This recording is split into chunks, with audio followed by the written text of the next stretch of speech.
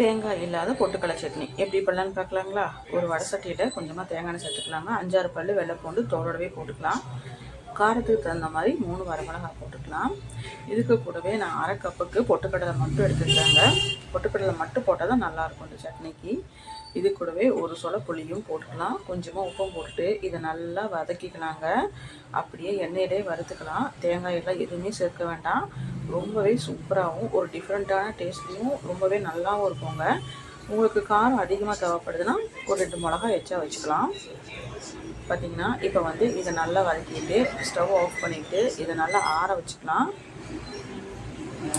இந்த அளவுக்கு brown colour வரைக்கும் நல்லா வறுத்துட்டு நல்லா இதை ஆற வச்சு அரைச்சி எடுத்துக்கலாம். கொஞ்சமாக தண்ணி ஊற்றி இதுக்கு கடுகு கருவேப்பிலை மட்டும் போட்டு தாளித்து இட்லி தோசைக்கெலாம் தொட்டு சாப்பிட்டா அவ்வளோ சூப்பராக இருக்குங்க.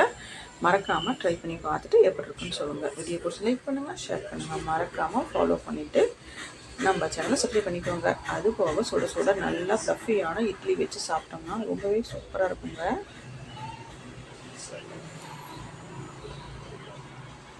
இட்லி தோசை பணியாரம் எல்லாத்துக்குமே நல்லாயிருக்கும். இந்த சட்னி அவ்வளோ சீக்கிரமும் கெடாது.